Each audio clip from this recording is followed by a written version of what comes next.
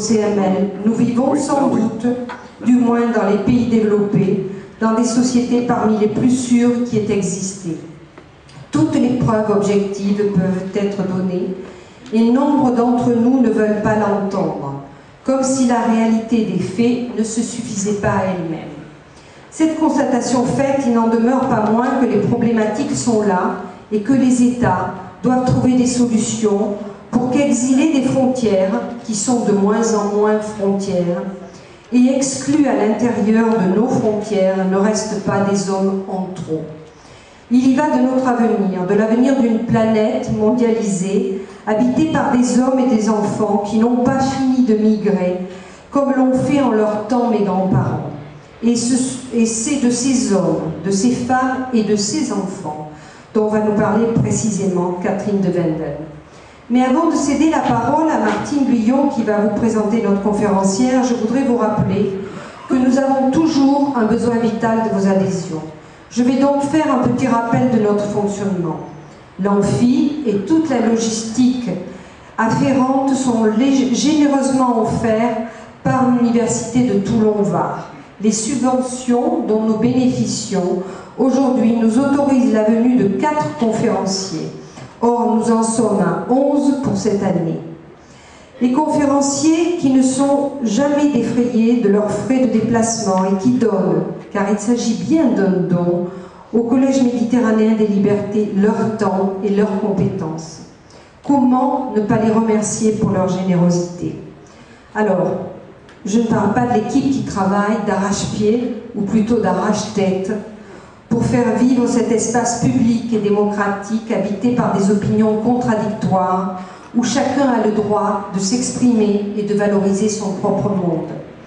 Et vous, cher public, nous autorisez par votre présence et vos adhésions la conception d'un programme digne de notre ambition de mieux comprendre le monde dans lequel nous vivons. En résumé, votre adhésion est plus qu'une nécessité, elle est un don qui fait lien. Un lien qui travaille en profondeur le CML et qui fait que nous nous posons avec vous les bonnes questions. Je vous remercie pour votre attention.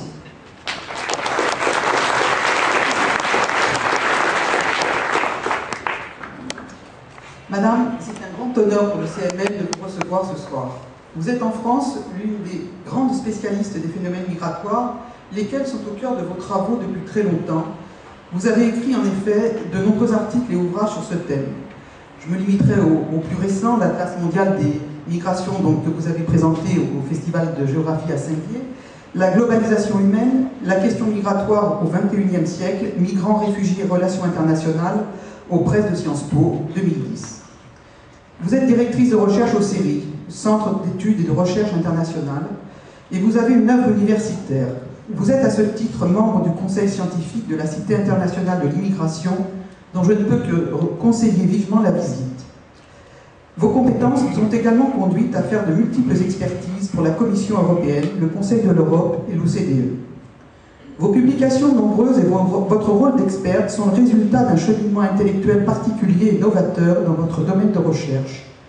Au milieu des années 70, la question de l'immigration en France est essentiellement vue à travers les travaux des économistes et des sociologues, ces derniers privilégiant plutôt une approche que vous caractérisez de lutte de classe. Vous allez élargir cette vision en inscrivant la question dans l'analyse politique, faisant en sorte que la recherche française rattrape son retard sur les recherches américaines et canadiennes. D'après un article publié en 2008 et retraçant vos années de recherche, dont une grande partie au sein du CNRS sur l'immigration en sciences politiques, vous expliquez que le choix de ce centre d'intérêt et votre démarche ont été influencés par vos origines personnelles, plus particulièrement les migrations de votre famille, votre ancrage de jeunesse dans un département, l'Aisne, où la main-d'œuvre agricole des années 60-70 est fournie par les Espagnols, les Portugais et les Maghrébins. Il y a aussi, au cœur de votre démarche, le rôle important du travail collectif et de la pluridisciplinarité, car vous êtes persuadé que votre objet d'étude, l'immigration, ne peut être enfermé dans une seule discipline, que la mise en perspective et la vision du temps long sont nécessaires pour une analyse fine de la question. Vos années de recherche coïncident avec l'émergence du thème de l'immigration et de l'islam dans la vie politique intérieure et internationale. Dès lors, vos travaux sont beaucoup plus qu'un simple exercice universitaire. Ils prennent toute légitimité pour comprendre une question d'actualité qui devenait et qui reste prioritaire, surtout dans un contexte de crise économique. Ils ne peuvent qu'éclairer les citoyens que nous sommes. Dans vos différents ouvrages, vous vous interrogez sur le rôle social et économique de la migration, l'intégration des migrants dans la société, et l'immigration étant un phénomène global, vous participez à la réflexion pour trouver des solutions en termes de statut. Vous rappelez dans un article paru dans Libération du week-end dernier qu'en France, comme dans d'autres pays européens, l'obstacle liant nationalité et citoyenneté a disparu depuis 1992. Vous réfléchissez également sur le droit à la mobilité, le droit à migrer comme droit fondamental. Madame, je vous laisse la parole pour nous éclairer sur ce sujet très vaste.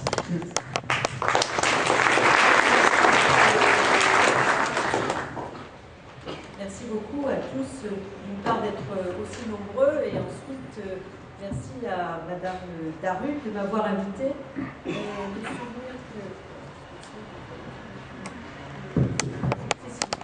Et donc le souvenir que j'ai de cet amphithéâtre, c'est très exactement il y a un an, la faculté de droit de Toulon qui avait organisé un colloque où j'étais amenée à parler des frontières, qui était centré, le colloque tout entier sur les transgressions, et notamment parmi ces transgressions, il y avait la traversée des frontières. Donc c'est à cette occasion que nous nous sommes rencontrés et qu'on m'a proposé de venir au collège méditerranéen des là-bas libertés. dans le truc, lève-le là-bas. Oui, c'est ça. Je pense que si je parle vraiment dans le micro, on doit m'entendre. Oui. Je ne le quitte pas de cette distance. Voilà. Et puis, je suis très heureuse dans cette ville de Toulon, où il y a aussi toujours le débat sur la présence du Front National, de pouvoir parler d'un sujet comme celui-ci, qui est un sujet qui fâche, mais qui ne devrait pas fâcher. Et je vais essayer de faire en sorte précisément qu'on comprenne mieux comment se pose cette question migratoire en ce début du XXIe siècle. Alors j'ai présenté ce qui n'était pas nécessairement l'objet de ma conférence, mais comme j'avais les cartes sous la main, si j'ose dire, et puis qu'à la sortie vous avez mon atlas pour sa 3e édition des migrations, par présenter la façon dont les choses se présentent à l'échelle mondiale et qui va souvent à l'encontre de beaucoup d'idées reçues. La première idée reçue, c'est qu'on a l'idée que les migrants, il n'y en a que chez nous, éventuellement qu'en Europe, et quand on le voit sur cette carte, on s'aperçoit que le phénomène s'est mondialisé. Donc la mondialisation de la question migratoire est un phénomène récent qui date des années 1990 parce qu'il y a eu la conjonction de toute une série de phénomènes qui font qu'aujourd'hui il y a très peu de régions dans le monde, comme on le voit sur la carte, qui sont à l'écart des migrations internationales. Alors simplement pour ceux qui aiment bien les définitions, rassurez-vous, je n'en donnerai pas trop, ni trop de chiffres, juste quelques-uns. Le migrant a une définition statistique. Le migrant, c'est celui qui est né dans un pays et qui vit dans un autre pays que celui où il est né. On peut être national et être migrant. Par exemple, si on était français de l'étranger et qu'on devient vivant dans son territoire métropolitain. L'étranger, c'est le non national. C'est une définition non plus géographique, mais juridique. Donc les migrants, il y en a toujours plus que les étrangers, puisqu'il y a beaucoup plus de gens qui sont nés à l'étranger et qui viennent dans un autre pays, mais dont ils peuvent déjà avoir la nationalité, que de non-nationaux. Ça, c'est très important à avoir en tête. Et le troisième point, c'est que certains pays qui se sont constitués beaucoup avec la migration, comme les États-Unis, le Canada, l'Australie, la Nouvelle-Zélande, ne comptent pas les migrants ni les étrangers, mais les personnes nées à l'étranger, dans ces pays où on acquiert assez vite la nationalité du pays d'accueil pour avoir une idée de leur paysage migratoire. Donc voilà, c'est les seules définitions que je vous donne, mais simplement pour entrer en matière sur les chiffres. Par ailleurs, là je vous présente pour des raisons de commodité de conférence, si j'ose dire, un diaporama, mais qui correspond à mon atlas de 2009. J'ai aussi, bien sûr, dans le nouvel atlas, les cartes de 2012. De temps en temps, j'appellerai au secours celui qui a eu l'amabilité de me prêter son portable pour passer à quelques cartes 2012 qui ne sont pas dans l'atlas de 2009 et qui seront bien sûr réactualisées en termes de chiffres. Mais pour regarder la mondialisation, ce n'est pas nécessaire d'avoir nécessairement les chiffres de 2012. Donc, mondialisation parce que ces phénomènes, aujourd'hui, couvrent le monde entier. Presque toutes les régions du monde, aujourd'hui, sont devenues soit des régions de départ, soit des régions d'accueil, soit des régions de transit. En 90, c'est la période de la chute du mur de Berlin, donc beaucoup de gens qui étaient maintenus derrière les frontières de leurs États ont pu sortir. Pas tellement d'ailleurs les gens de l'ex-Union soviétique, qui contrairement à une idée reçue à l'époque, ne sont pas venus très nombreux, mais aussi la Chine et beaucoup d'autres régions du monde où les frontières se sont ouvertes, qui n'étaient pas nécessairement d'ailleurs des pays communistes, mais des pays où on a délivré plus largement des passeports. Donc on a une sorte de généralisation de la délivrance relativement aisée des passeports dans les années 90 qui explique ce phénomène de mondialisation. Autre élément, les crises politiques. Les crises politiques qui ont donné lieu à des quantités de demandeurs d'asile dans le monde. Aujourd'hui, on a 40 millions de déplacés forcés et ces crises politiques donc, se sont succédées depuis les années 90. On va y revenir. Les médias, et notamment la télévision, l'Internet, le téléphone portable, donnent à voir à proximité, souvent géographique de chez soi, des endroits où on peut multiplier son salaire par 3, par 4, et on vit mieux. Donc ça aussi, ça crée dans les têtes l'imaginaire migratoire et éventuellement la préparation du projet migratoire. L'économie de la frontière, comme aujourd'hui pour venir notamment des pays du Sud, il faut un visa, l'économie du passage est devenue florissante, comme tout ce qui est interdit, et donc elle propose ses services pour venir migrer dans l'illégalité ailleurs. Également, parmi les phénomènes qui ont accéléré la mobilité, le fait qu'aujourd'hui la modernité, c'est d'ailleurs un des paradoxes que je vais exposer au long de cette conférence, la mobilité est considérée comme un élément très important de la modernité aujourd'hui. Celui qui reste chez soi, qui ne bouge pas, c'est pas quelqu'un qui s'inscrit dans l'homme moderne du XXIe siècle. Donc on valorise la mobilité comme élément de modernité. Des experts variés d'ailleurs au CDE, le programme des Nations Unies sur le développement, ont écrit depuis les années 2008-2009 que la mobilité est un facteur essentiel du développement humain. Ça, c'est la conclusion du rapport du PNUD, programme des Nations Unies pour le développement de 2009, mais en même temps, les 2/3 de la planète n'ont pas le droit de circuler librement et sont astreints à des visas et souvent au seul passage clandestin. Donc on est dans un tissu de contradictions à l'échelle mondiale que je ne vais cesser de développer au cours de cette soirée. Peut-être que vous-même vous en souleverez d'autres avec vos questions, mais j'ai voulu montrer ce phénomène globalisé, mais aussi régionalisé. C'est ce que vous pouvez voir d'après le graphique, c'est que les migrations, n'importe qui ne va pas n'importe où. C'est-à-dire qu'elles correspondent à des phénomènes d'offres et de demandes qui correspondent à des questions démographiques, des questions de besoin de main-d'œuvre, des questions de langue que l'on connaît ou pas, l'histoire, la géographie, l'économie sont conviées dans ce phénomène de régionalisation des flux migratoires. Et en gros, on a quelques régions qui se dessinent, qui fait qu'on a plus de migrants venant de la même région dans cette même région migratoire que de gens qui viennent d'ailleurs. Par exemple, si vous regardez les États-Unis, la plupart, plus de la moitié aujourd'hui des migrants aux États-Unis, ce qui n'était pas le cas il y a 30 ans, viennent du continent américain, et notamment du Mexique et d'Amérique latine. Si vous regardez l'Amérique latine, elle-même, l'essentiel aujourd'hui des migrants du cône sud latino-américain viennent du cône sud latino-américain, c'est-à-dire qu'ils viennent de pays andins pour aller vers des pays dits émergents. Si vous regardez l'Europe, l'essentiel des migrations en Europe, et c'est toute la difficulté de la politique migratoire européenne, vient de la rive sud de la Méditerranée, alors que le système européen des migrations est fait pour être une Europe à usage interne, c'est-à-dire une mobilité interne aux pays constitutifs de l'Union européenne. La Russie est devenue, elle aussi, il y a à peu près 13 millions de migrants en Russie, et un grand pays d'immigration constitué essentiellement par les anciennes républiques de l'URSS, pour l'essentiel. Donc là, il y a une vraie région migratoire qui s'est reconstituée, de même que la Turquie, avec ses voisins, constitue une autre région migratoire. Aujourd'hui, il y a plus de migrants internes dans le continent africain qui sont aussi des migrants internationaux, puisqu'ils vont d'un pays africain à un autre, que d'Africains qui vont ailleurs qu'en Afrique. Donc là aussi, on a une forte région migratoire. L'Asie du Sud-Est, malgré ces deux géants démographiques, l'Inde et la Chine, est constituée essentiellement de migrants qui viennent de cette même région.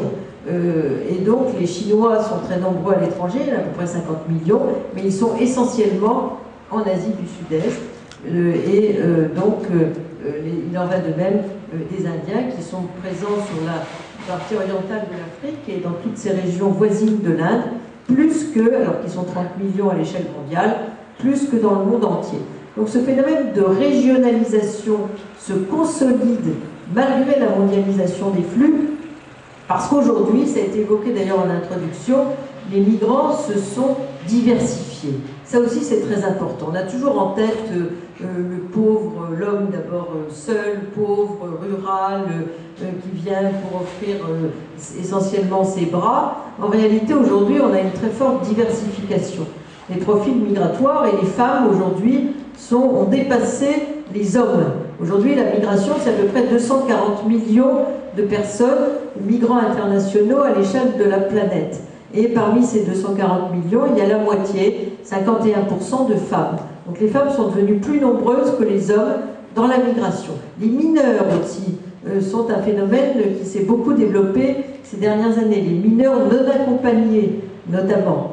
On a également des profils sociologiques, socio-économiques qui se sont beaucoup diversifiés, puisqu'on a aujourd'hui une migration qualifiée et très qualifiée, beaucoup plus importante que celle qu'on avait il y a pas seulement 30 ans, mais 40 ans, 50 ans. On a également... c'est plus grave. Non, voilà, ça me rassure. On a également donc des migrants... Je vais essayer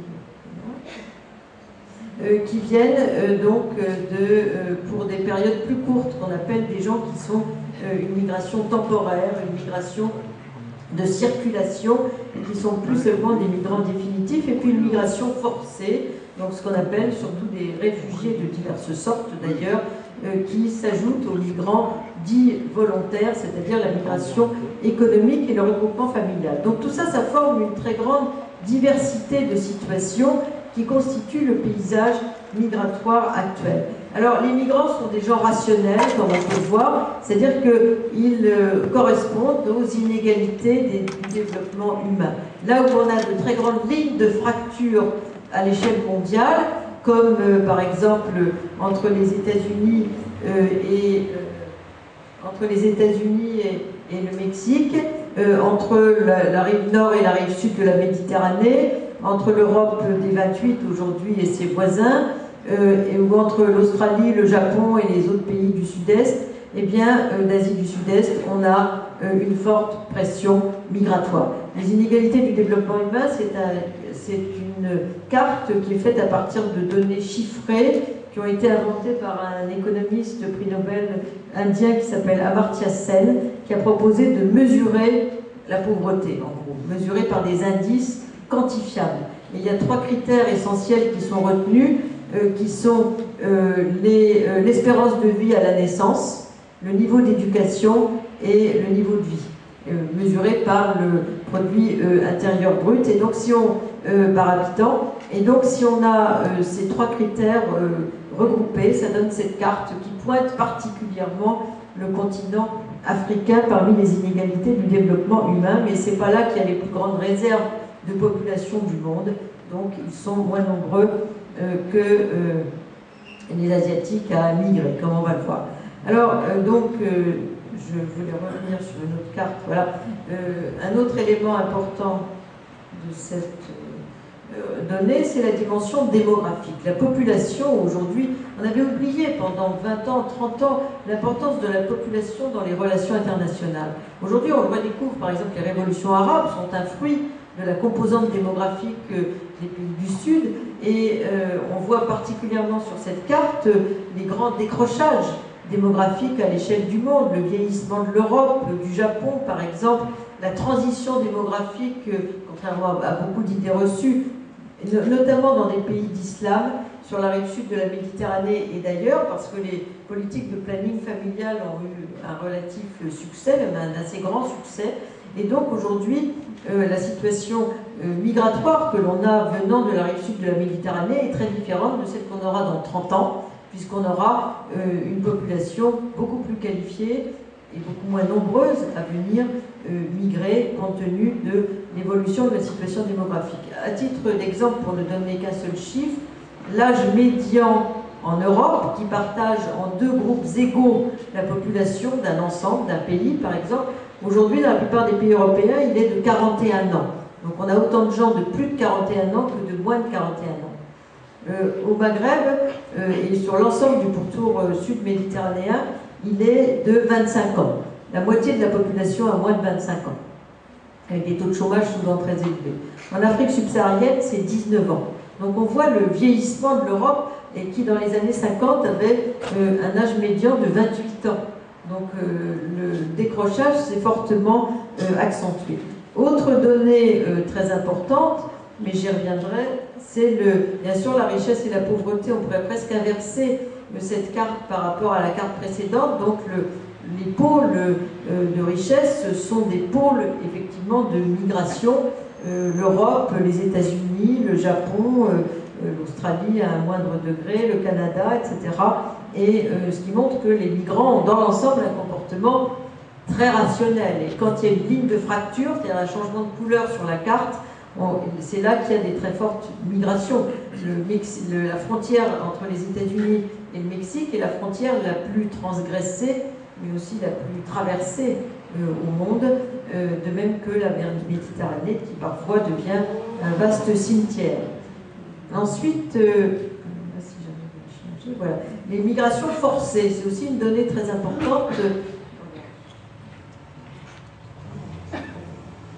puisque, décidément, celle-ci, je ne peux pas la montrer, je voulais juste vous montrer la carte des réfugiés. Peut-être qu'on va y revenir tout à l'heure, je ne vais pas m'y attarder. Voilà. Les migrations forcées, donc, qui sont un élément important, mais aussi, comme je vous disais, l'économie du passage qui est florissante, notamment quand il s'agit d'aller du sud au nord, mais pas seulement. Là aussi, autre idée reçue, on a l'impression, vu de chez nous, que la plupart des migrations vont du sud au nord, ce qui est vrai pour l'Europe. Mais à l'échelle mondiale, aujourd'hui, les migrations qui se dirigent vers le sud sont près d'atteindre le niveau des migrations qui vont vers le nord. Si on cumule les migrations sud-sud et les migrations nord-sud, on arrive à peu près 115 millions de personnes. Et si on cumule les migrations nord-nord et sud-nord, on est à 135 millions de personnes. Donc ce qui veut dire que on est aujourd'hui dans une situation où les migrations qui vont vers le nord sont rejointes aujourd'hui par les migrations qui vont vers le sud. Et parmi ces migrations qui vont vers le sud, on a notamment les migrations sud-sud avec des pôles extrêmement importants comme les pays du Golfe, par exemple, certains pays émergents, alors qu'on a aussi un développement des migrations nord-sud, les experts, mais aussi les gens des pays européens en crise qui vont vers ces pays émergents, mais surtout la migration du tourisme international, 1 milliard de gens à l'échelle de la planète, mais aussi, ils ne sont pas considérés comme migrants, parce qu'en général c'est moins de 3 mois, mais surtout une migration des gens qui peuvent travailler à distance, qui sont des retraités, qui vont migrer vers les pays du Sud. Donc cette migration vers le Sud est en train de rejoindre la migration qui va vers le Nord. Et pour comparer avec un autre chiffre, aujourd'hui il y a autant de migrants internes en Chine, 240 millions à peu près, que de migrants internationaux à l'échelle de la planète. Donc ça donne un peu une idée de la relativisation à laquelle il faut opérer quand on regarde ces migrations sud-nord qui nous préoccupent beaucoup en Europe, mais qui sont loin de résumer l'ensemble de la mobilité que l'on a aujourd'hui à l'échelle de la planète. Alors je voulais vous montrer 2-3 autres cas. Parmi les phénomènes qui ont beaucoup accéléré la migration, il y a la diasporisation.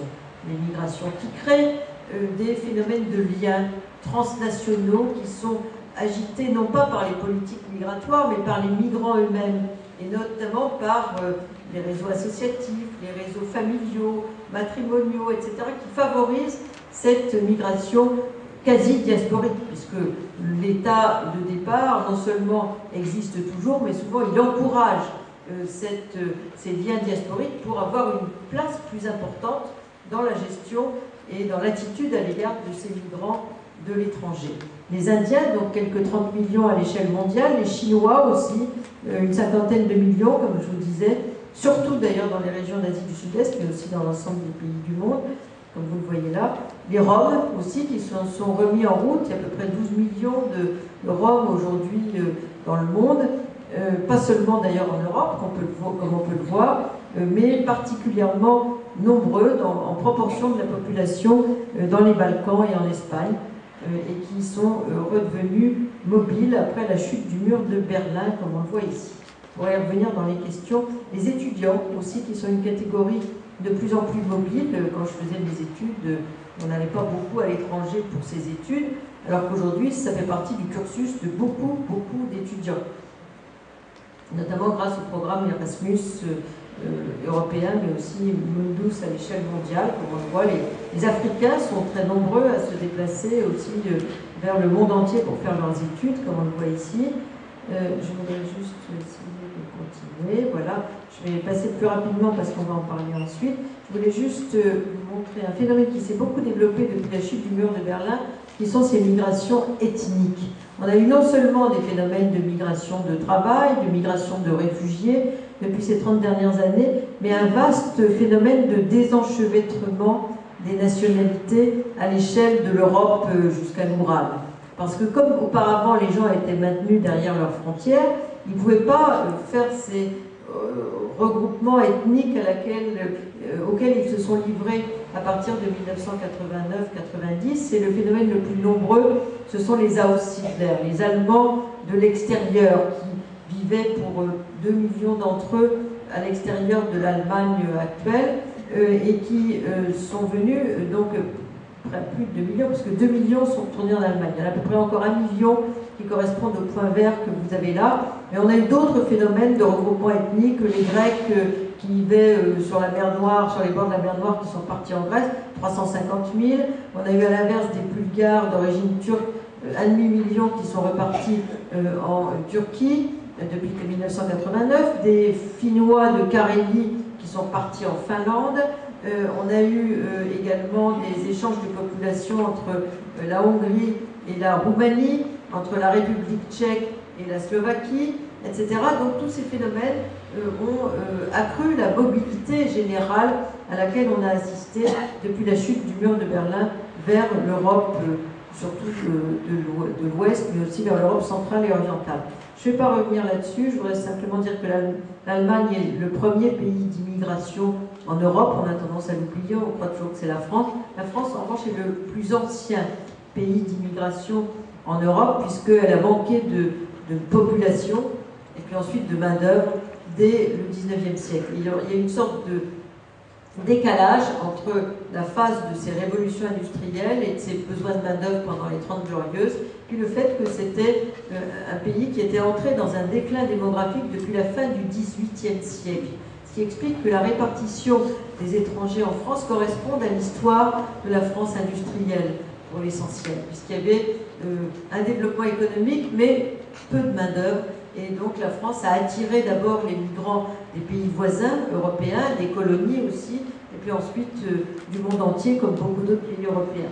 Autre caractéristique pour ce qui est de la France, c'est qu'aujourd'hui elle est aussi un pays d'accueil pour une migration nord-sud à l'échelle européenne, notamment les Anglais, mais c'est un phénomène qu'on trouve aussi en Espagne, au Portugal, à Malte, en Italie, au Maroc, en Tunisie, au Sénégal, et pour le continent américain, au Mexique par exemple. Donc il y a une attraction de ces migrations nord-sud. C'est pas seulement une vue de l'esprit, c'est un phénomène qui se développe à grands pas et qui se développe encore plus avec la crise économique européenne, où certains pays du Sud sont aussi des pays d'emploi, notamment pour des étudiants doubles nationaux issus de l'immigration qui repartent d'une autre façon dans le pays de leurs parents.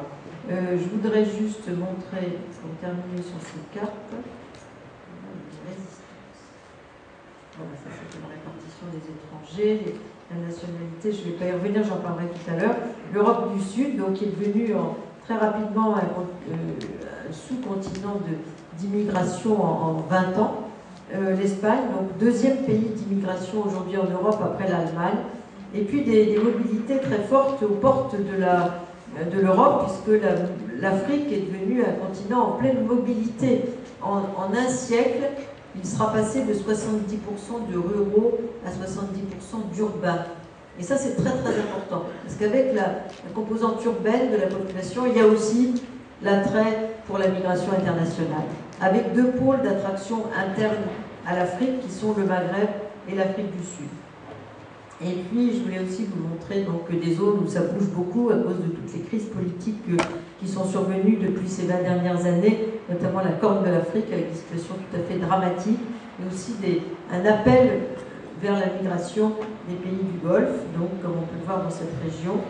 Je ne vais pas revenir, le Darfour, donc c'est une des régions qui a été les plus marquées par les crises, comme cette région du Proche et du Moyen-Orient, avec les records mondiaux de réfugiés, d'accueil et de départ des réfugiés. 6 millions de personnes ont quitté l'Afghanistan depuis le début de l'invasion soviétique à la fin des années 70. Et 6 millions de personnes ont été accueillies, pas seulement d'Afghanistan, mais par l'Iran. Donc c'est le premier pays d'accueil en stock, en nombre de gens qui ont été accueillis comme migration apparentée aux réfugiés, migration forcée, donc l'Iran. Donc c'est pas le pays le plus démocratique, ni le pays le plus riche qui a accueilli le plus de réfugiés. Aujourd'hui, en termes de flux, c'est-à-dire ceux qui se présentent chaque année à l'échelle mondiale, c'est les États-Unis qui sont le premier pays d'accueil, suivi par la France, qui est le deuxième pays d'accueil pour les réfugiés en termes de flux. Mais il y a moins de réfugiés sur son territoire, bien sûr, que par exemple en Iran ou au Pakistan, qui est le deuxième pays d'accueil au monde depuis ces 20 dernières années en stock de gens qui sont des migrants forcés restés sur le territoire. Alors là, je vais essayer de continuer. Voilà, Israël, bien sûr, qui a bénéficié, si j'ose dire, de ces phénomènes de regroupement pour des raisons religieuses depuis ces 20 dernières années. Les États-Unis, donc, avec ce phénomène de repeuplement vers l'Ouest, qui a été un des grands combats de la politique américaine, là, ça se fait naturellement, si j'ose dire, avec une sorte de reconquista des Mexicains et des gens d'Amérique centrale dans le sud des États-Unis. Et puis, je voulais aussi vous montrer l'Amérique latine, mais ça ne reste pas longtemps. Puisque aujourd'hui, dans le cône sud latino-américain, l'essentiel de la migration ne vient plus d'Europe, mais elle vient des pays latino-américains et notamment des pays andins. Je voulais vous montrer l'Asie du Sud-Est, avec essentiellement des pays d'accueil et des pays de départ qui viennent de cette même région d'Asie du Sud-Est, Inde, Chine, mais l'Inde et la Chine deviennent aussi des pays d'accueil, maintenant pas seulement de départ, et des pays qui sont tantôt pays d'accueil, pays de départ, comme la Thaïlande, la Malaisie, puis des pays qui ne sont que de départ, comme les Philippines. Un Philippin sur 10 vit aujourd'hui à l'étranger, par exemple.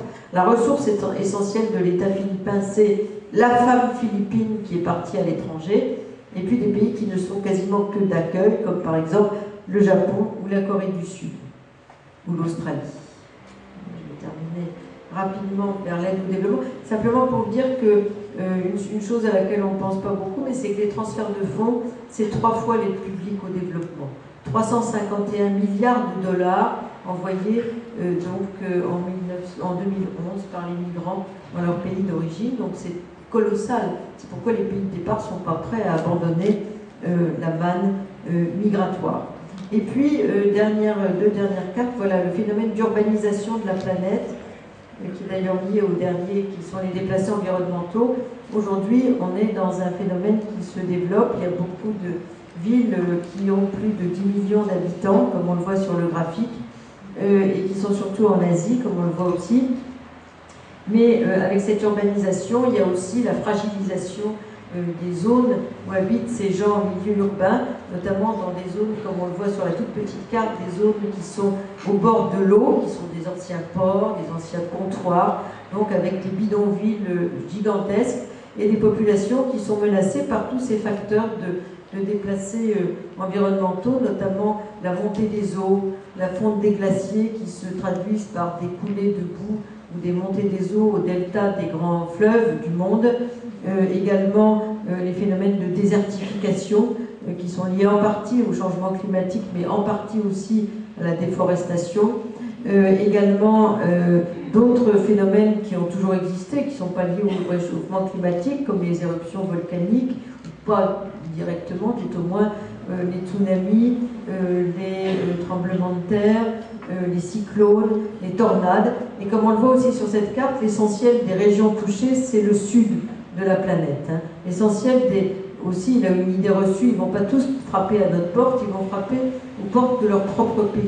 La plupart des experts du climat prévoient à peu près jusqu'à 150 millions de déplacés environnementaux dans la deuxième partie de ce XXIe siècle, mais la plupart seront des réfugiés internes dans leur propre pays, et pas des gens qui vont traverser le monde entier, parce que ce sont des gens beaucoup plus pauvres que les migrants qui vont devoir se déplacer de façon forcée. Le migrant est rarement le plus pauvre du monde. Les plus pauvres du monde n'ont pas encore bougé. Peut-être qu'ils ne bougeront pas significativement au cours du XXIe siècle. Aujourd'hui, ce sont des gens qui ont les capacités de se financer un voyage, souvent très cher, puisque souvent clandestin, qui ont un projet migratoire, qui ont une connaissance des réseaux d'information, des réseaux familiaux qu'ils peuvent rencontrer dans leur chaîne migratoire. Et donc, l'essentiel, aujourd'hui, les migrants internationaux, c'est 3% de la population mondiale. Donc, je ne vais pas revenir sur ces cartes, c'était juste pour vous situer un peu les choses plus précisément avec une imagerie qui correspond. Et je vais revenir au cœur de ma thématique, c'est finalement comment les migrations sont devenues un enjeu, puisqu'on est dans les défis, un enjeu international fondamental du XXIe siècle. Pendant longtemps, la question migratoire, c'était plutôt une question dont on débattait, ça a été rappelé d'ailleurs, à l'échelle d'un pays, éventuellement de l'Europe, des États-Unis, du Canada, etc. Aujourd'hui, c'est devenu un enjeu mondial parce qu'il y a eu une prise de conscience depuis seulement même pas 20 dernières années que c'était un sujet dont il fallait parler dans les grandes conférences internationales pour montrer l'ampleur du problème, mais aussi la nécessité de donner une réponse internationale à cette question internationale. Et ça, c'est tout à fait nouveau, et je vais essayer de vous montrer pourquoi. Pourquoi cette question est devenue un enjeu international, bien que sa légitimité soit fragile. On ne parle pas des migrations au G8 ni au G20, parce qu'on considère que c'est un sujet indigne d'être traité à ce niveau-là. Mais en revanche, on en parle dans d'autres conférences mondiales, par exemple à la conférence mondiale sur la population, pour la première fois à Pékin, en 1994, parmi les questions de population, on parle des migrations. On en parle un petit peu à la conférence mondiale sur les discriminations qui a eu lieu à Durban il y a une dizaine d'années. Là aussi, la question des migrations était évoquée. Mais on a parlé aussi, quand on a parlé de la question alors la conférence sur la population, c'était au Caire. La conférence sur les femmes, donc c'était à Pékin. Voilà. 94 le Caire, et ensuite la conférence sur les femmes, c'était je crois 98, on a parlé aussi de la question des femmes migrantes. Mais au-delà de ces grandes conférences, on n'a eu aucune conférence mondiale sur la migration pour l'instant, et ce n'est qu'au tournant du siècle, du XXIe siècle, qu'on a commencé à en parler dans des grandes arènes mondiales. Notamment, le coup d'envoi, si j'ose dire, c'est 2000, quand les Nations Unies ont lancé un rapport qui s'appelait le rapport du département de la population des Nations Unies sur les migrations de remplacement, c'est-à-dire la question de la migration pour suppléer à des besoins de main-d'œuvre et toute une série de questions. On en parle donc en 2000. À l'époque, donc on pointe des régions qui vont avoir besoin de migration puisqu'elles sont entrées dans le vieillissement démographique, l'Europe, la Russie, le Japon par exemple, et on pointe également le fait que cette mobilité est un phénomène qui est entré dans la modernité du XXIe siècle. Et Kofi Annan, qui à l'époque était secrétaire général des Nations Unies, s'est intéressé à cette question. Il a dit il faut qu'on ait une sorte de dialogue mondial sur la migration et le développement, puisqu'on est dans une situation aujourd'hui où les hommes continuent à aller vers les richesses, mais c'est de plus en plus difficile pour eux à cause de politiques nationales ou régionales de plus en plus sécuritaires. Il faudrait adopter une démarche rationnelle et qui mette autour de la table tous les acteurs de cette migration, c'est-à-dire les associations de migrants, les employeurs, les syndicats, les pays de départ, les pays d'accueil, pour essayer de négocier une démarche qui fasse de la mobilité un bien public mondial, c'est-à-dire accompagner la mobilité au lieu de l'interdire. C'est ça la première idée de la gouvernance mondiale des migrations, dans le jargon onusien. Accompagner la mobilité, faire en sorte que la mobilité soit dans ce jargon gagnant, gagnant, gagnant, c'est-à-dire gagnante pour le migrant dans son itinéraire individuel, gagnante pour le pays de départ et gagnante pour le pays d'accueil. Alors qu'aujourd'hui, beaucoup de politiques migratoires sont des obstacles considérables à une insertion heureuse du migrant dans le pays d'accueil, notamment si on est arrivé clandestinement, sans parler de toutes les difficultés pour se faire reconnaître comme réfugié et quelques autres pour les étudiants et pour rentrer sur le marché du travail, comme c'était le cas l'an dernier avec la circulaire de M. Guéant et beaucoup d'autres avatars de ces empêchements à la migration. Donc faire de la mobilité un facteur essentiel du développement humain, considérer que c'est non seulement cela, mais que c'est un bien public mondial.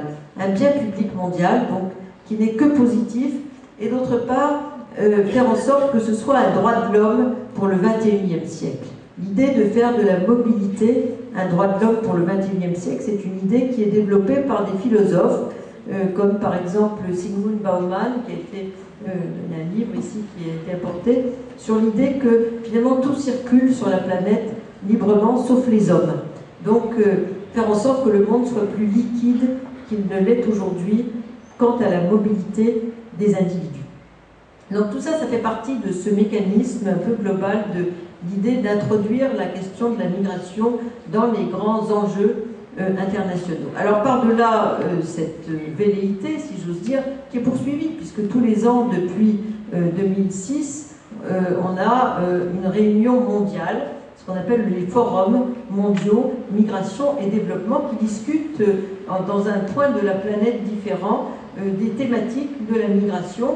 Il y aura un bilan de ce processus qui sera fait l'année prochaine à New York en 2013. Donc on a eu une réunion à Bruxelles, on en a eu à Manille, ensuite on a eu Athènes, on a eu Puerto Vallarta au Mexique, on a eu Genève, et cette année on a en mois de novembre donc l'île Maurice, et l'année prochaine New York. Et chaque fois, une fois sur deux, on discute des questions migratoires à l'échelle d'un continent.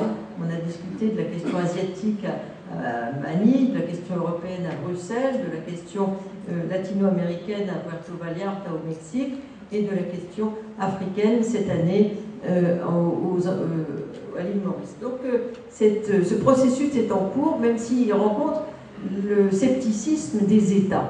Parce que l'État est le grand perdant de cette nouvelle donne qui consiste à introduire la migration comme question de relations internationales. L'État résiste parce que sa souveraineté, et on est en plein cœur du débat politique, est menacée par la migration. La migration transgresse les attributs principaux de l'État-nation, c'est-à-dire le contrôle des frontières, le contrôle de l'identité, le contrôle du vivre ensemble. Il transforme les identités. Toutes les identités du monde sont non pas quelque chose de figé, comme certains le croient, mais quelque chose qui est en permanente évolution. C'est évolutif. L'identité, elle se reconstruit en permanence. On ne peut pas décider. Tout à l'heure, j'ai échangé avec Jacques Martin sur la question du ministère de l'identité nationale, qui a été un grand échec politique. On ne peut pas décréter ce qu'est une identité nationale, parce que l'identité nationale, elle est évolutive en permanence par toute une série de facteurs, dont, bien sûr, mais pas seulement, la migration. Donc, les choses se recomposent en permanence, Et l'État-nation a le sentiment parfois que dans sa souveraineté, il est menacé par cette migration. Donc ça, c'est un élément très important parce que le premier ennemi de l'inscription de la migration dans les relations internationales, dans les grands enjeux, dans les grands dialogues internationaux, c'est l'État. L'État, parce que l'État a le sentiment, a beaucoup travaillé, surtout depuis l'invention de l'État-nation en France depuis le XVIIe siècle, mais dans beaucoup d'endroits du monde au XIXe siècle, l'État n'a cessé d'essayer de maîtriser sa population, sa langue, son territoire. Et le migrant, c'est celui qui échappe précisément à cette tentative de régulation qui est opérée par l'État-nation, qui le ridiculise parfois quand il y a tellement de gens qui traversent les frontières illégalement ou qui transgressent toutes ces volontés de définir un ordre des choses à l'intérieur des seules frontières.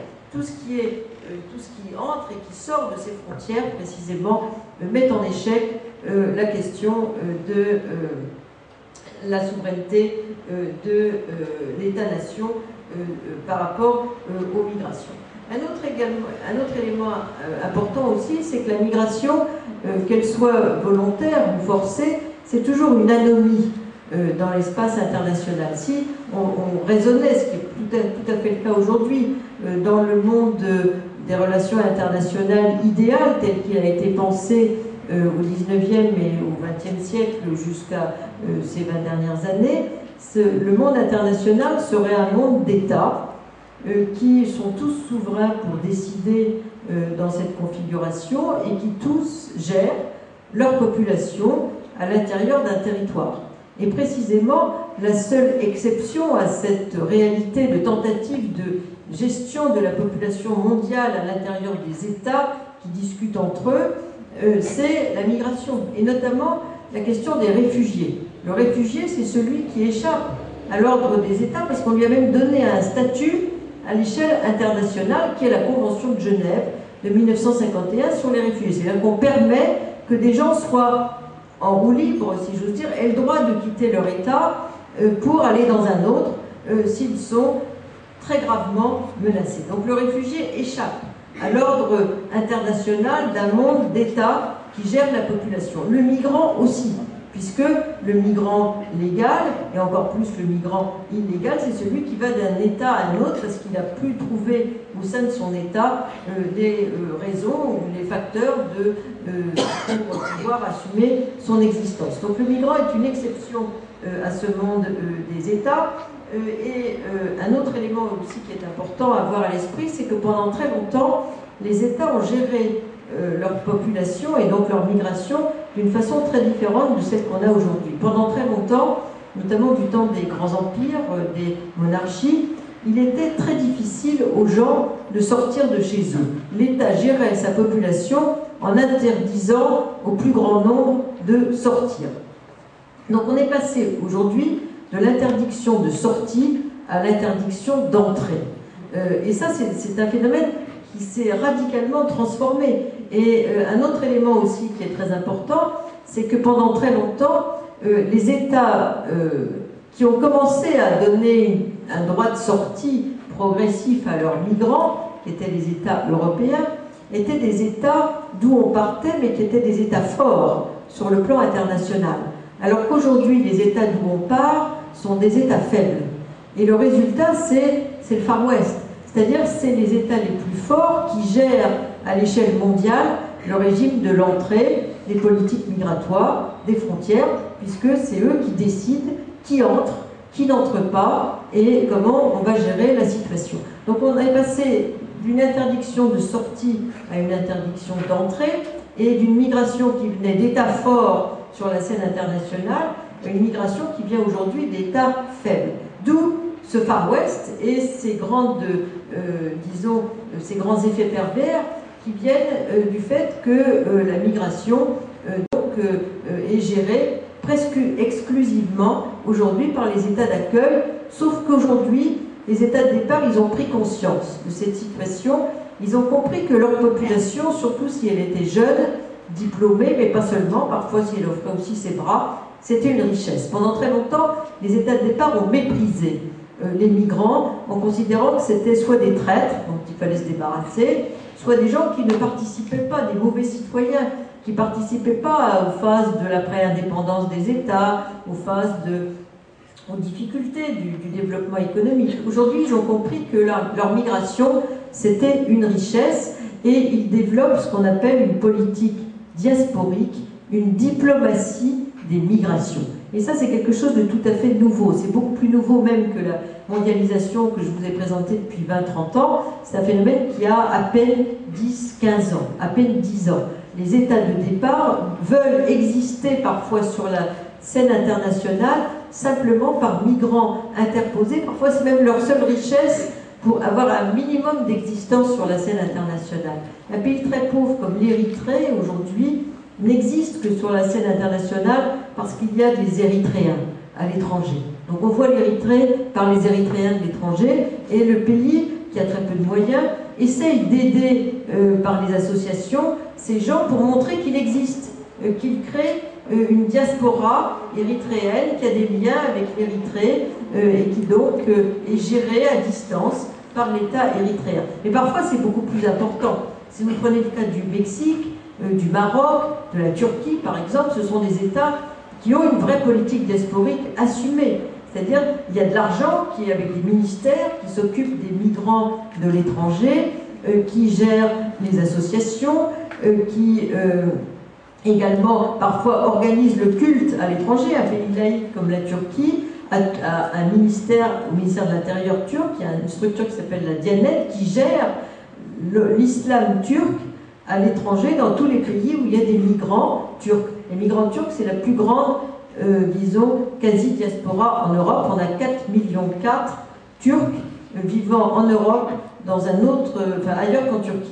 Et en considérant pour l'instant que la Turquie ne fait pas partie de l'Europe. Les deuxièmes, c'est les Marocains. Donc l'État marocain a compris cet enjeu, et aujourd'hui l'État marocain a une politique très active à l'égard des Marocains de l'étranger, ce qui consiste à la fois à bien sûr encourager les transferts de fonds, parce que ça rapporte quand même pas mal d'argent en devises, mais aussi à organiser la vie associative des Marocains, à s'occuper du culte des Marocains de l'étranger, à s'occuper, à être très favorable, ce qui n'était pas auparavant, à l'égard de la double nationalité, comme les Turcs d'ailleurs, en considérant que c'est un atout d'avoir des gens qui sont des nationaux chez eux, à cause du droit de la filiation, du droit du sang, dans tous les pays d'islam, mais aussi, au fait, à cause du droit du sol qui s'est développé dans les pays européens, avoir des doubles nationaux, parce que ce sont des gens qui non seulement sont des ressortissants de chez eux, mais qui sont des ressortissants des pays d'accueil. C'est une façon d'exercer une influence sur ces gens qui sont doubles nationaux, qui sont des électeurs potentiels également dans les pays d'accueil. Donc c'est une façon de jouer une sorte de petit chantage aussi. Vous savez, nous on peut peser sur le vote. Donc il y a des choses qu'il ne faut pas dire parce que sinon on aura une attitude hostile, etc.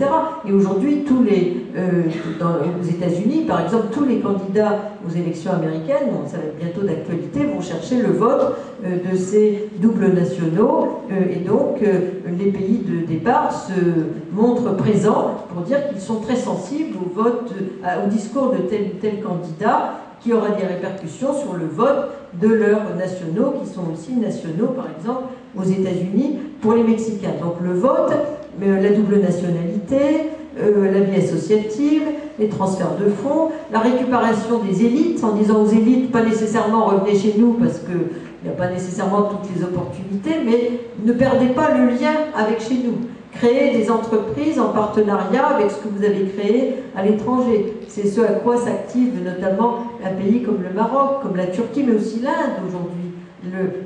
La présence des Indiens de l'étranger a des incidences sur la création d'entreprises en Inde et avec de l'emploi créé par ces Indiens qualifiés, par exemple, à l'étranger, comme l'imagerie médicale, par exemple, qui est très activée par les médecins indiens qui vivent aux États-Unis, au Canada, etc.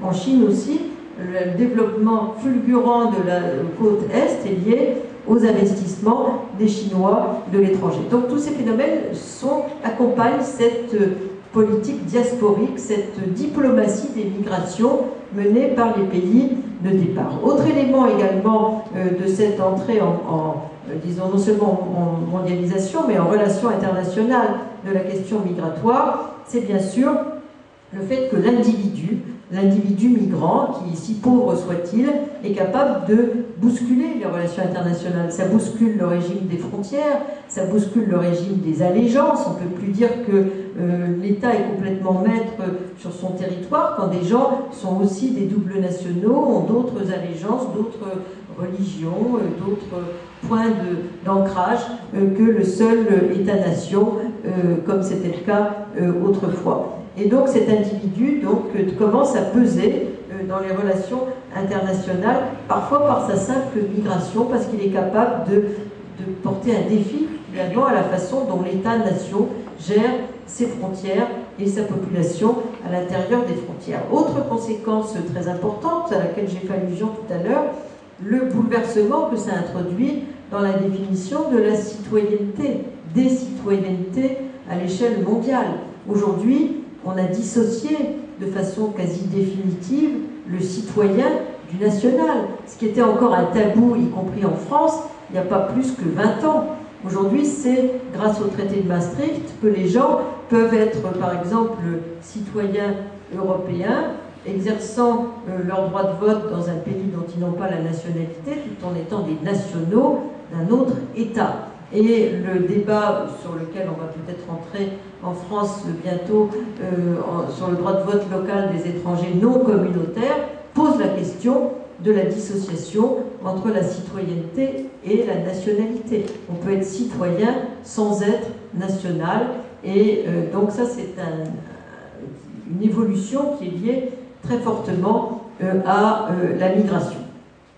Autre élément également, le contenu lui-même de la citoyenneté a été modifié, modernisé avec la migration. D'une part, je vous disais tout à l'heure que la mobilité était devenue une valeur de la citoyenneté. Le citoyen du monde, le citoyen du XXIe siècle, est un homme mobile. Ce n'est pas un homme sédentaire, mais en même temps, dans le monde dans lequel on vit à l'échelle planétaire aujourd'hui, les gens qui sont sédentaires ont beaucoup plus de droits que ceux qui sont mobiles. Ceux qui sont mobiles, pour l'instant, sont encore dans une inégalité de droits par rapport à ceux qui sont sédentaires. Donc ça, il y a aussi un paradoxe, un rattrapage à faire en la matière, mais il y a aussi des valeurs citoyennes nouvelles qui ont été introduites dans la citoyenneté du XXIe siècle. Par exemple, la lutte contre les discriminations, c'est essentiellement du fait de la migration que la lutte contre la discrimination a été introduite comme valeur de la citoyenneté européenne, et pas seulement au traité de Maastricht, mais surtout depuis les années 2000, depuis la charte des droits fondamentaux, traité de Nice, mais aussi des valeurs comme la diversité. Aujourd'hui, on ne peut pas afficher un label citoyen si on n'introduit pas la question de la diversité, aussi bien dans les politiques publiques que dans les pratiques des entreprises, par exemple, des associations. Donc là aussi, c'est une valeur nouvelle qui a été introduite. La laïcité est fortement bousculée dans sa définition par les questions migratoires, et notamment l'islam, dans tous les pays où des populations de culture musulmane se sont installées. Il y a tout un débat sur le multiculturalisme qui a été fortement introduit par la question migratoire, à l'image de ce qu'il a été dans des pays qui se sont constitués par l'immigration, comme l'Australie ou le Canada. Donc des questions nouvelles se sont invitées dans le contenu de la citoyenneté. Et puis il y a la question de la migration, ça introduit aussi des hiérarchies de citoyenneté, des gens qu'on ne sait pas très bien où mettre comme citoyens. Par exemple, avant d'être réfugié, on est demandeur d'asile. Et parfois, dans certains pays, il y a 50 pays au monde qui n'ont pas signé la Convention de Genève, et donc on ne sait pas très bien quel est le statut de ces gens-là, qui sont des réfugiés de fait. Beaucoup de pays du Sud, pauvres, ne sont pas signataires, mais ont accueilli beaucoup de réfugiés de fait. Donc, où est-ce qu'ils sont dans la citoyenneté, en termes de droits? Aujourd'hui, il y a tout un débat lancé aussi par les Nations Unies pour faire signer à l'échelle mondiale la Convention des Nations Unies sur les droits de tous les travailleurs migrants et de leurs familles. C'est d'ailleurs sur cette convention de 1990, qui n'a été signée pour l'instant que par 44 États, tous du Sud, que s'appuie le débat sur la gouvernance mondiale des migrations. également d'inspiration onusienne. Donc il y a encore beaucoup à faire sur ce terrain-là pour que les migrants aient autant de droits que les sédentaires. Mais aussi les gens qu'on ne sait pas très bien où mettre, par exemple les apatrides. On a encore 12-13 millions d'apatrides à l'échelle mondiale, surtout en Asie, notamment au Bangladesh, au Myanmar, dans certains pays africains, qui sont souvent des gens qui ont défendu des régimes qui ont disparu ou qui n'ont pas été reconnus comme citoyens dans des nouveaux régimes. C'est le cas par exemple des gens du Bangladesh, qui étaient des Pakistanais, comme tous les gens du Bangladesh avant la scission, mais qui avaient défendu l'autorité du Pakistan sur le Bangladesh. Ensuite, le Pakistan n'a pas voulu les prendre chez eux, parce que le Bangladesh, c'est quand même la bagatelle de 150 millions de personnes. Et donc, ces gens, ils sont restés sans être reconnus par le Bangladesh comme des traîtres, et on ne leur donne pas la nationalité. Donc, on a la même situation au Myanmar, et d'autres pays africains sont dans la même situation. Donc là aussi, la question des apatrides est posée parce qu'on a des gens en orbite parmi les migrants qui n'entrent pas dans les catégories de la citoyenneté de l'État-nation. Autre questionnement, les déplacés environnementaux. Où mettre les déplacés environnementaux? Les Nations Unies se refusent, au HCR ou au Commissariat aux réfugiés, à considérer que ce sont des réfugiés.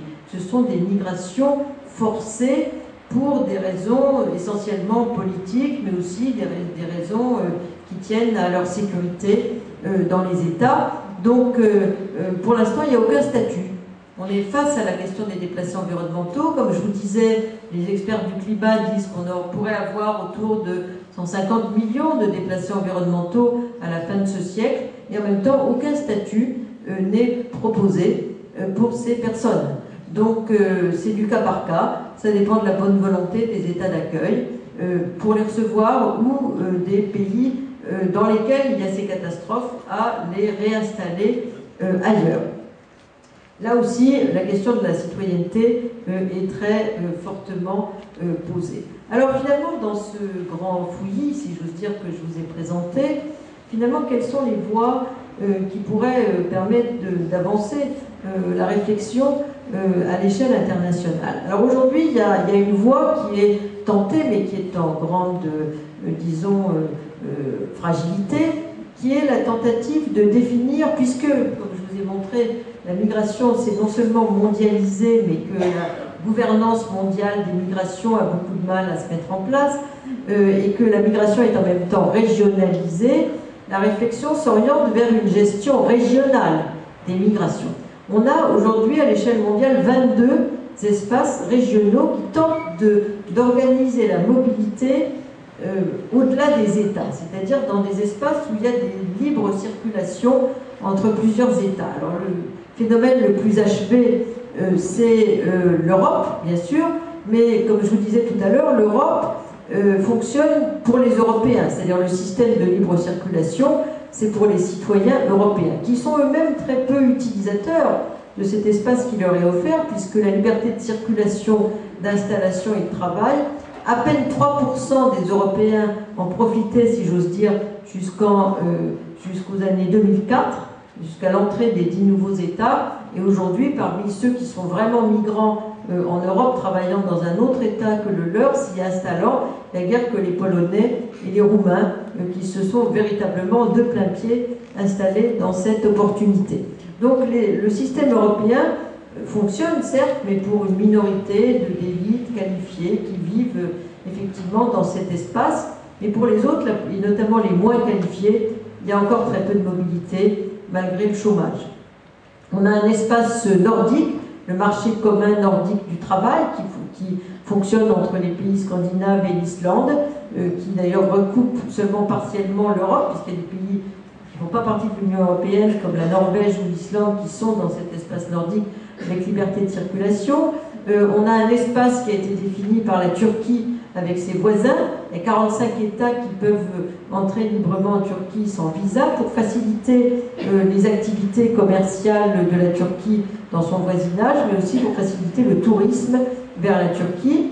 On a pour l'Afrique la communauté des États d'Afrique de l'Ouest, la CEDEAO. Il y a 15 États qui en font partie, la Mauritanie s'en est retirée. Ça fonctionne pour l'instant très mal à cause des conflits internes souvent survenus soit entre États, soit à l'intérieur même de certains États en crise politique. Mais enfin, ça existe. Et l'idée africaine, c'est de renforcer la CEDEAO pour qu'elle fonctionne véritablement pour la circulation des personnes dans cette région. On a aussi un espace de libre circulation. Là aussi, il y a beaucoup à redire entre l'Afrique du Sud et ses voisins. On a l'ASEAN qui prévoit une clause de liberté de circulation régionale, le Mercosur, les pays du cône sud latino-américain, pour faciliter la libre circulation des personnes à l'intérieur du cône sud latino-américain. On a l'ALENA entre le Canada et les États-Unis, mais qui ne fonctionne pas pour la liberté de circulation avec le Mexique, parce qu'on a considéré que c'était trop dangereux et que la liberté de commerce pouvait remplacer la libre circulation des personnes. Mais enfin, c'est une voie. L'Australie aussi, avec la Nouvelle-Zélande, a une libre circulation. Donc l'idée, ce serait peut-être d'aménager des espaces de libre circulation régionaux pour faciliter légalement la circulation des personnes et faire en sorte que la migration ne soit pas une entreprise dangereuse, tarifée et donc fortement sécurisée et dissuadée, puisqu'elle va à l'encontre des aspirations des personnes, même si le droit de rester est aussi un droit tout à fait légitime.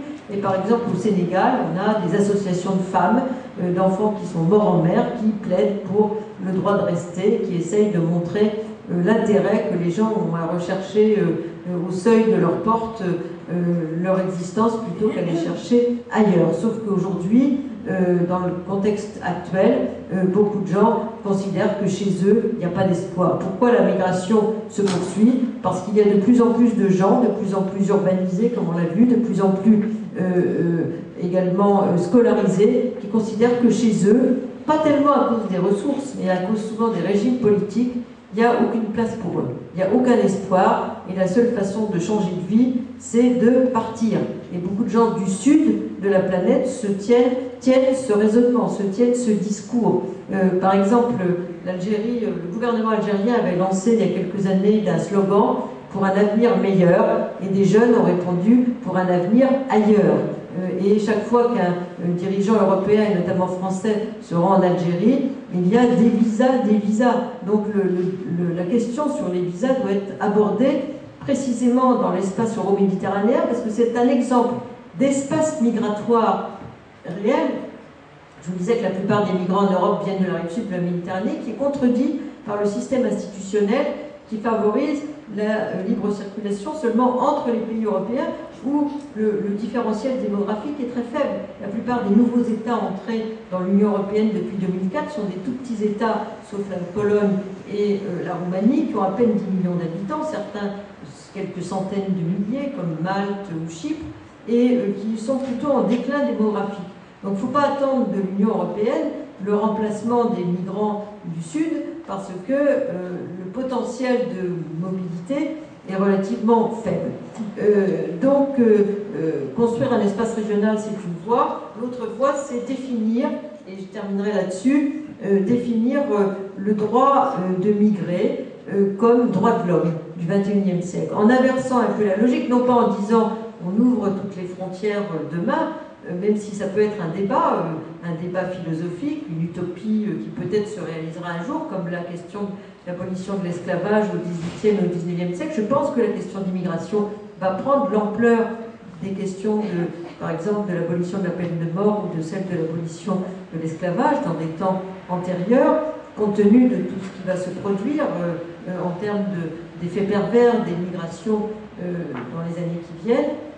Mais surtout, l'idée qu'on énonce, on renverse la logique en disant, en principe, le droit de migrer est un droit de l'homme, on peut le freiner, on peut l'interdire à condition de motiver l'interdiction de migrer, ou tout au moins les restrictions à la migration, mais le principe, c'est le droit à la mobilité, le droit de migrer comme droit de l'homme. Et déjà, on aurait fait un pas considérable sur la légitimation du phénomène migratoire si on abordait la question de cette façon. On lui donnerait un plus grand poids dans les débats internationaux. On oserait peut-être parler de la migration au G8 et au G20, ce qui n'est pas le cas aujourd'hui, et on donnerait plus également de légitimité au migrant lui-même dans sa démarche migratoire, puisque c'est un des contributeurs les plus importants, comme on l'a vu, au développement de son propre pays. Donc je vais terminer là-dessus. Ce que je vous propose, c'est qu'on puisse avoir quelques questions sur tous les aspects que je n'aurais pas traités.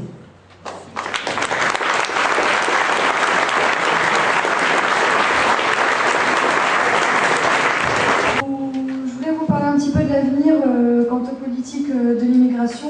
Moi, c'est quelque chose qui m'inquiète un petit peu, notamment quand j'entends parler de projets tels que Frontex. Alors je ne sais pas si vous êtes sûrement au courant. J'aimerais bien qu'on aborde un peu le sujet et savoir ce que vous en pensez en termes de droits de l'homme, en termes de souveraineté, Voilà, moi je pense que ça change vraiment la donne et des projets de cette ampleur, c'est quand même assez grave et ça a des conséquences, donc j'aurais aimé avoir votre analyse. J'avais écrit un livre il y a maintenant 13 ans qui s'appelait « Faut-il ouvrir les frontières ?» où je parlais de toutes les errements dans lesquels on était conduit avec cette politique qui a pris une ampleur considérable dans les politiques migratoires européennes, qui est la dissuasion et la répression de la migration.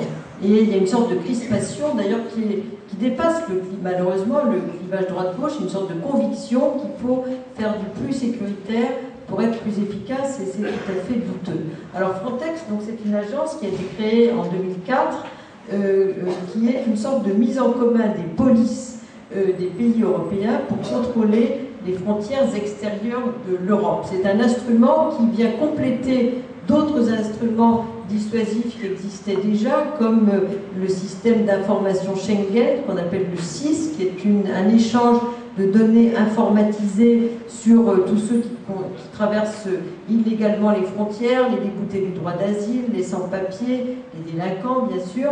Donc, il y a le SIS, on a un système intégré de vigilance externe qui avait été inauguré par l'Espagne après 2002 pour contrôler ses propres frontières, mais qui fonctionne pour l'ensemble de l'ouest de la Méditerranée. Et on a les empreintes digitales, le système Eurodac pour les demandeurs d'asile, donc qui sont informatisés pour contrôler les éventuels récidivistes sous des noms différents. Et on a Frontex. Alors Frontex, maintenant son budget a été multiplié par 3 en 2011, de 88 millions d'euros, pour une efficacité de plus en plus discutable, discutée, puisque peut-être le seul mérite de Frontex, c'est d'être précisément en Méditerranée et d'éventuellement secourir les personnes, dans le meilleur des cas, qui sont en perdition. Donc plus il y a Frontex, peut-être moins il y a de situations dramatiques, encore que. Le problème de Frontex, c'est que ça a complètement troublé le droit de la mer, qui était aussi le droit de sauvetage des personnes, et en principe on dit éventuellement Frontex, éventuellement pourra venir au secours des personnes, mais surtout si un bateau lambda vient au secours de gens qui vont faire naufrage, les marins peuvent être condamnés pour aide à l'immigration irrégulière vers l'Europe. Et on a eu des cas récents dans ce domaine qui sont illustrés d'ailleurs dans un film qui montre très bien la contradiction entre le droit de la mer d'un côté et le droit européen de l'autre, dont Frontex, qui est le film qui s'appelle Terra Ferma, de Crialese, qui montre dans cette minuscule île de Lampedusa l'obligation d'accueillir des touristes d'un côté et puis l'arrivée des sans-papiers, qu'il faut quand même, des vieux marins se disent quand même, il faut quand même les secourir, on ne va pas les laisser mourir, et en même temps, certains disent, mais il faut fermer les yeux, puisqu'en principe on n'a rien vu, sinon on est coupable d'aide à l'immigration clandestine. Et Frontex est au cœur de cette contradiction, puisque Frontex maintenant devient un peu le monopole du contrôle des circulations migratoires illégales en Méditerranée. Ça coûte cher et en réalité l'efficacité est discutable puisque très souvent la volonté des migrants plus l'importance du trafic autour des frontières fait que les gens veulent aller jusqu'au bout. Et donc quelqu'un qui a été repêché par Frontex, souvent il va repartir quelques mois après parce qu'il veut d'une part aller jusqu'au bout du contrat qu'il a signé avec le passeur, qui lui donne 2 ou 3 chances de pouvoir aller jusqu'au bout. Et d'autre part, il veut aller au bout de son projet vis-à-vis de sa famille. Même certains qui ont échoué se suicident parce qu'ils considèrent qu'ils ont failli à la confiance que leur donnait leur famille dans la migration pour envoyer de l'argent ensuite chez eux. Donc Frontex... Alors l'autre problème de Frontex, mais j'arrive pas à arriver à mes autres cartes, donc c'est pas grave. La question, c'est que la migration, elle est en fait détournée vers l'Est. C'est-à-dire comme Frontex est très présent au large des frontières extérieures de l'Union européenne, surtout en Méditerranée, mais aussi Frontex est loin, et il y a beaucoup de naufrages qui sont liés à Frontex, par exemple au niveau des Comores. Entre les Comores, il ne faut pas oublier que pour la France, la moitié des reconductions à la frontière ont lieu dans des territoires très lointains, que les journalistes ne voient pas beaucoup, comme entre Mayotte et les Comores, entre la Guyane et ses voisins, etc. C'est là qu'on a là plus de la moitié des reconductions annuelles à la frontière en France. Donc Frontex est là aussi. Frontex est là aussi, parfois avec des atteintes graves à la déontologie de la sécurité, sur lesquelles on pourrait s'étendre, fonctionnant tout phare fermé, avec qu'ils ont parfois culbuté des bateaux de gens qui voulaient traverser clandestinement, qui ont fait naufrage, etc. Il y a eu des quantités de problèmes qui sont liés à Frontex. Mais surtout Frontex qui patrouille surtout dans la partie ouest de la Méditerranée, a déplacé la migration vers une sorte de grand tour qui consiste à passer par la Turquie, et y compris pour des Africains subsahariens, et d'essayer d'entrer en Europe par la Grèce. Et aujourd'hui, il y a tout un débat sur cette fameuse minuscule rivière qui s'appelle l'Evros, qui traverse la Thrace entre la Turquie et la Grèce, et les Grecs sont furieux parce qu'au lieu que les gens arrivent par l'Italie, l'Espagne, le Portugal ou la France, ben, ils arrivent par la Grèce, par l'Est, puisque Frontex est trop présent, si j'ose dire, entre la rive nord et la rive sud de la Méditerranée occidentale. Donc beaucoup d'effets pervers avec un résultat très limité, mais tous les gouvernants européens sont convaincus de l'utilité de Frontex. Et l'autre avatar qui arrive en Europe aujourd'hui, qu'on peut observer, c'est qu'il y avait eu une tentative, non seulement de, bien sûr, durcissement des politiques migratoires européennes depuis 90, mais surtout d'européanisation, qui avait des aspects positifs et négatifs. Le côté positif, c'est qu'on essaye d'harmoniser les politiques européennes de l'immigration et de l'asile. Le côté négatif, c'est que c'était plutôt traduit par un tournant plus sécuritaire. Mais aujourd'hui, le tournant est tellement sécuritaire dans les pays européens, gagné dans certains États par le populisme, qu'il y a une volonté de souverainisme. Tout à l'heure, je vous disais que la souveraineté était menacée par les migrations, par l'immigration. Et donc, le résultat, c'est que chaque pays veut mettre en scène l'État dans sa fonction de contrôle des frontières. Et donc, la politique européenne des migrations, qui avait quand même des aspects relativement sécurisants quant aux normes minimales qui devaient être respectées, est en train de sombrer sous la volonté des États qui veulent affirmer leur souveraineté et la théâtraliser. Pendant l'arrivée des sans-papiers libyens, mais surtout tunisiens après les révolutions arabes, l'Italie et la France se sont donnés en scène pour montrer que l'État existait toujours et qu'il voulait contrôler lui-même ses frontières et rester souverain sur son territoire vis-à-vis des nouveaux arrivants. Et malheureusement, la Commission européenne leur a donné raison. Donc en disant c'est un État avec une situation exceptionnelle, donc les États sont fondés à contrôler eux-mêmes leurs frontières et à les fermer s'ils veulent aux nouveaux arrivants. Donc on est menacé aujourd'hui par la montée des souverainismes européens dans la définition des politiques migratoires à laquelle appartient cette tendance de Frontex. Chaque pays met en commun sa police pour le contrôle de ses propres frontières. Donc, et en même temps, il y a en revanche une européanisation des politiques d'intégration. Les politiques d'intégration qui font moins de polémiques sont de plus en plus européanisées. On s'aligne sur des normes, sur des index d'intégration, alors qu'on souverainise de plus en plus ce qui était, au terme de la politique européenne, complètement européanisé, communautarisé, la politique d'entrée et la politique d'asile. Et aujourd'hui, on est dans cette remontée des souverainismes parce que les populations, les opinions publiques n'ont pas confiance dans la façon dont l'Europe gère ces migrations et préfèrent voir les frontières contrôlées État par État avec Frontex qui met en commun ses polices pour que ces frontières soient contrôlées. Donc on est dans ce renversement, si j'ose dire, de la tendance. Ce qui était européen devient souverainiste, et ce qui était souverainiste, les politiques d'intégration, sont de plus en plus européanisées. Donc c'est dans cet inversement, ce croisement des tendances qu'on se trouve aujourd'hui. Donc moi je trouve que Frontex c'est une très mauvaise idée, si vous voulez mon point de vue, de même que toutes les politiques sécuritaires qui pour l'instant n'ont montré depuis 20 ans qu'aucun effet positif n'est sorti de ces politiques sécuritaires. Il faut quand même dire, maintenant on a à notre actif, on a plus de 20 ans de politique de durcissement des politiques d'entrée et d'asile, et on a 30 ans d'expérience des politiques de retour qui ont échoué. Donc la plupart des politiques migratoires maintenant sont un échec, et il y a une sorte d'acharnement des pays européens à poursuivre ces politiques parce qu'ils croient apparemment que c'est plus rationnel qu'autre chose. Et là, c'est pas moi qui parle, c'est l'OCDE qui n'est pas fait de gens hyper gauchistes ni irresponsables. L'OCDE aujourd'hui, dans les rapports qui sortent annuellement, mais aussi plusieurs fois par an, on dit que la meilleure méthode de réguler les frontières, c'est d'assouplir et donc de permettre une plus grande liberté de circulation.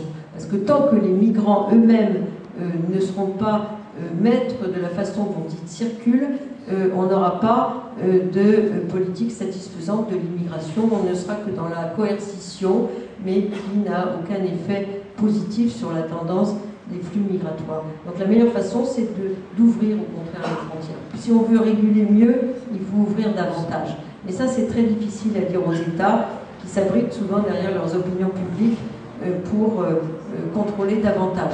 Et ça coûte très cher, la politique de contrôle des frontières. Non seulement Frontex, je vous ai donné le budget, mais les politiques de reconduction.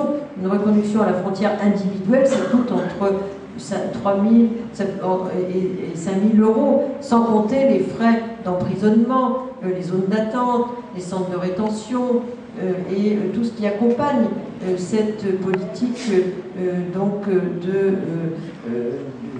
dissuasion. De même qu'une autre tendance qui émerge, c'est les accords bilatéraux. On les a vus réapparaître quand on a parlé de la Libye et de la Tunisie. Et la Libye, c'était redevenu presque légitime sur la scène internationale parce que M. Kadhafi s'était fait le contrôleur des demandeurs d'asile et des sans-papiers vers l'Europe. Donc il avait reçu beaucoup de cadeaux, beaucoup d'argent, la promesse de construction d'une autoroute entre l'Égypte à la Tunisie, en échange de sa politique de contrôle des frontières.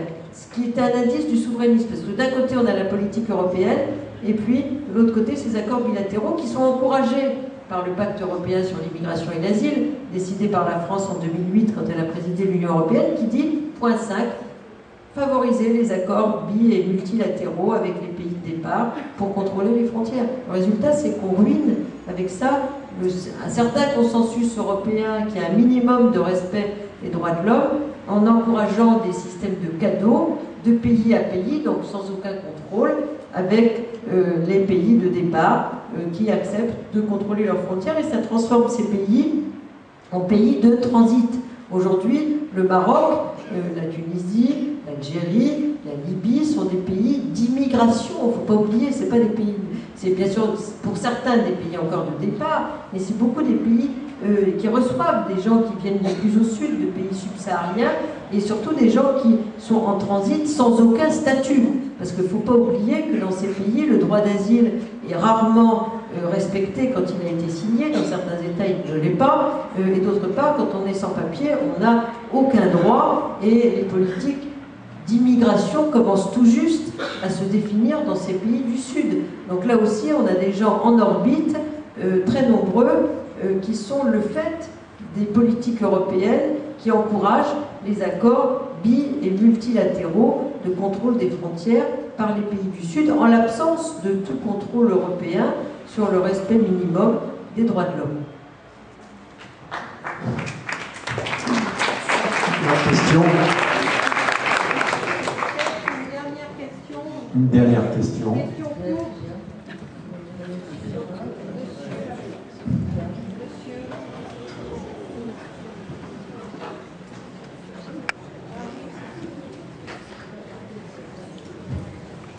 Sans le micro pour aller vite. Allez-y. Est-ce que vous pensez qu'il y a, malgré tout, malgré l'idée des droits de l'homme que vous avez évoquée dans votre conclusion, des limitations acceptables à certaines époques, dans certaines régions, au phénomène de migration et au conflit? Alors, je ne pense pas qu'il y ait de seuil. Le seuil de tolérance est quelque chose d'assez dangereux, mais effectivement, on peut avoir une politique, une approche rationnelle des migrations, notamment quant aux différentes catégories de migrants. Je ne dis pas que tout le monde doit entrer partout librement, etc. Mais je dis que plus d'autorégulation serait plus d'efficacité. En revanche, aujourd'hui, par exemple, en Europe, on a, à mon avis, on fait l'erreur, puisque pendant les années 90, 1990, le dogme européen, c'était l'immigration zéro. Et l'immigration zéro, qui avait été lancée en France par Charles Pasqua en 1993, on s'est aperçu que ce n'était pas opérant, parce que d'une part, il y avait beaucoup de gens qui continuaient à venir, donc ce n'était pas très efficace, mais par ailleurs, on se privait de tous ces gens qualifiés qui viennent aux États-Unis, au Canada, et qui peuvent contribuer à l'inventivité, la productivité, la créativité, etc.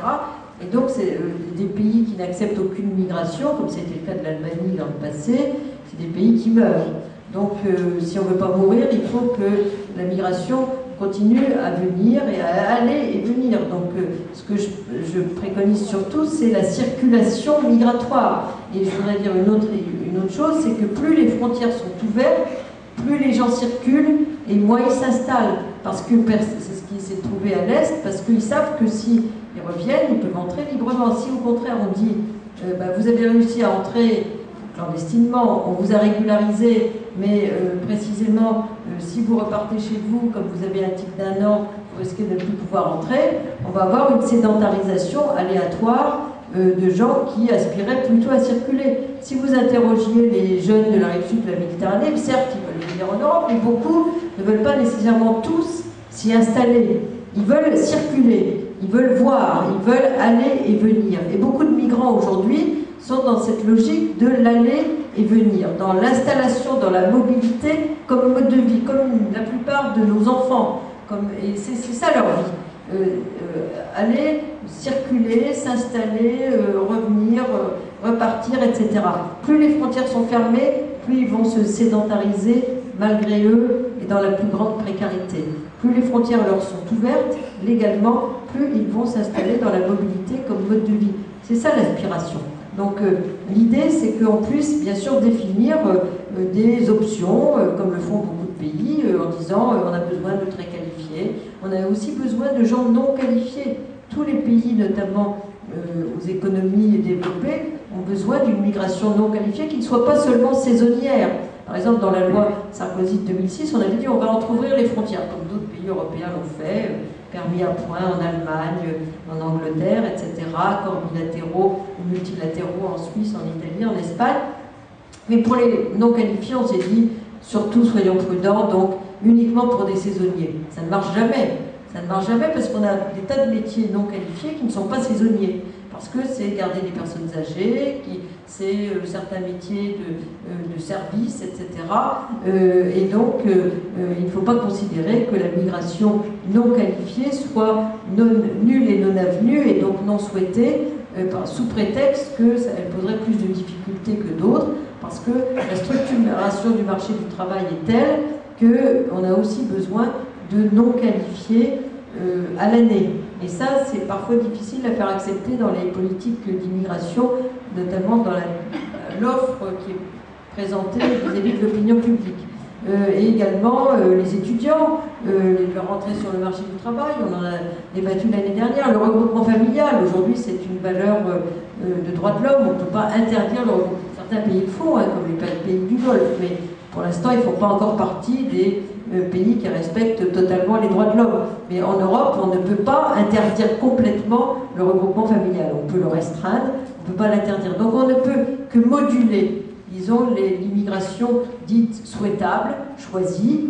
On ne peut pas interdire radicalement telle ou telle forme de migration. Bien, je crois que nous allons remercier Madame Catherine de Wenden parce que vraiment nous sommes arrivés, nous pourrions rester encore une heure à parler de nombreux problèmes. Je suis sûre que vous aviez beaucoup de questions à poser, mais nous sommes obligés de quitter l'amphi. Voilà, je voudrais vous rappeler cet ouvrage remarquable, je suis désolée, il n'est pas sur la table de librairie à l'entrée, qui s'intitule « La question migratoire au XXIe siècle » et dans lequel vous retrouverez vraiment l'essentiel de la réflexion de Madame de Wenden, qui est un ouvrage absolument indispensable. Et pour vous parler d'un autre, j'ai envie de dire, il est sociologue, c'est ça, Zygmunt Bauman, philosophe, qui a écrit Le présent liquide, qui est un ouvrage absolument magnifique pour comprendre le siècle dans lequel nous vivons et les défis qui se présentent à nous. Voilà, je vous remercie pour votre attention et votre présence. Et à très bientôt.